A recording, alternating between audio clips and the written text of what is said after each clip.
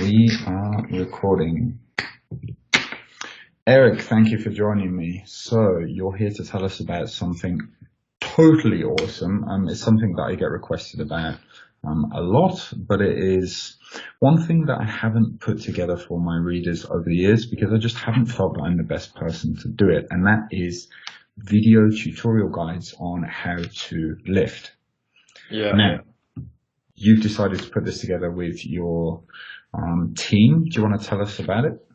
Yeah, absolutely. So I think we were in the same boat you are in that we looked up and we have all these resources. Like we have our podcast where we talk about the experience of lifting and why the big picture stuff. We have the books we've written together in Muscle and Strength Pyramids that go into all the theory and how to program.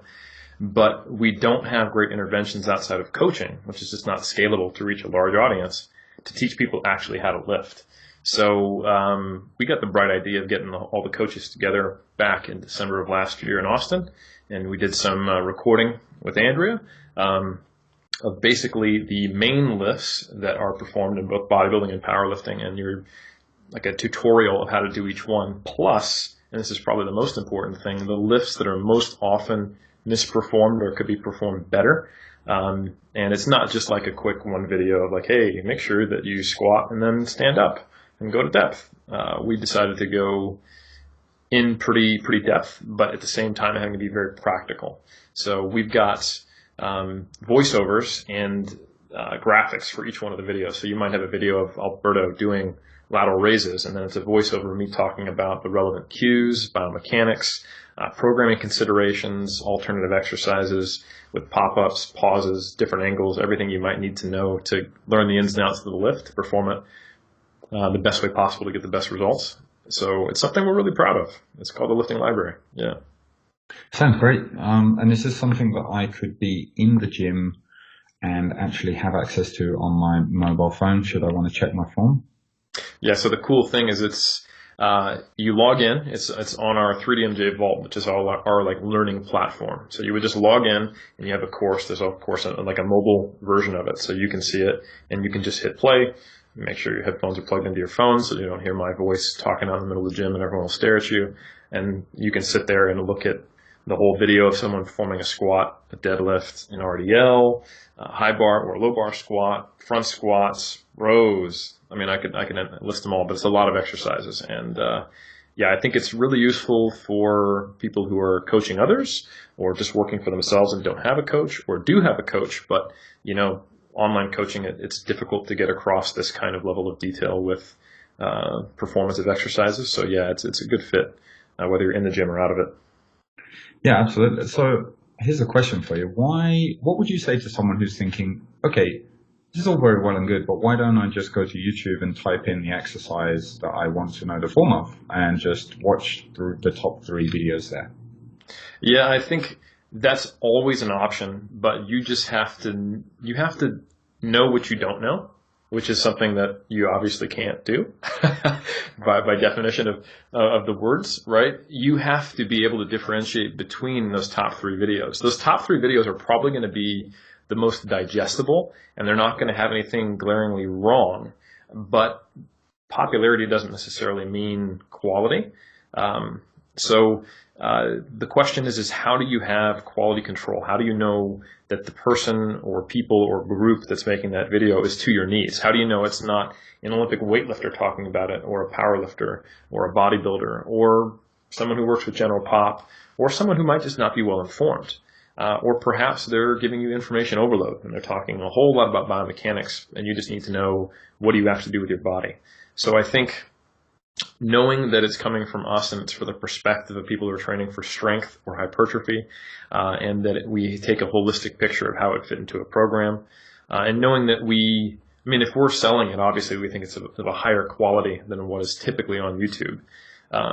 So we're trying to make it the one-stop shop where you can understand cueing, programming considerations, alternative exercises, things to consider, resources you might want, like why might you want knee sleeves, or why might you want a belt on this, or what's the way to set this up if your gym doesn't have the appropriate setup for this. So yeah, I'm not saying people shouldn't go on YouTube and look at those things. It's just that you don't necessarily know the quality or the specificity of that information for the given person trying to figure it out. And how much are you charging for this? It's $50. So it's the typically less than a one-on-one consultation with a personal trainer. So it's we think it's absolutely it's a bargain. I think so. And that's the thing. We want a lot of people to get this. We want this to, because we think, I was looking up, like, just kind of as one of the many content producers in the quote unquote kind of like evidence-based fitness community. And I was realizing that there isn't a lot of this. We have a ton of stuff on theory. We have a ton of stuff on understanding science and, what does your training sheet look like? But how often do I see someone with, the perfect optimal plan on paper who then they go into the gym and they get injured or they're not sure why they're not making progress because their execution of the exercise is subpar.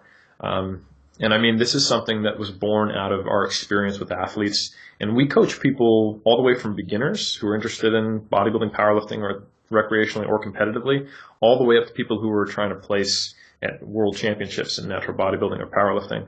And you'd be surprised how often I'll get a video from someone who's at a very high level and they're still misperforming something a little off.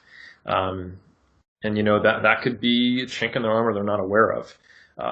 So that's something we've tried to solve. I think people are always trying to address weak points in training. And in our experience, weak points are rarely just because you've got this weird genetic makeup and you just got to do more volume and a higher frequency on your muscle group.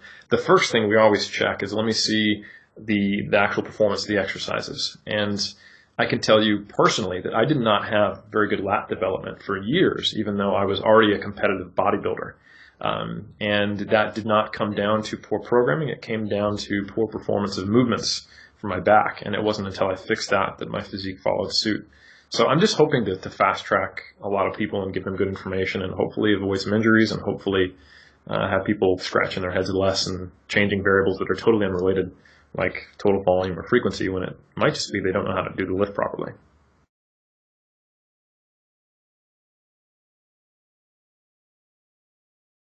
Andy, your sound is gone now. I can't hear you, dude. Yeah, sorry, I muted the microphone to cut out the aircon that's going on. And then forgot that it was off. Nice. I did. I've screwed up the video idea. Well, anyway, let's let it run as it is. Eric, thank you for your time. Thanks for explaining it. And guys, if this is something that you think you might find useful, $50, I think that is an absolute steal. Yeah, check it out. They go to, just the link that we've got in the email below. So, thanks, Andy. No worries. You can probably just cut out that little piece where you were muted and then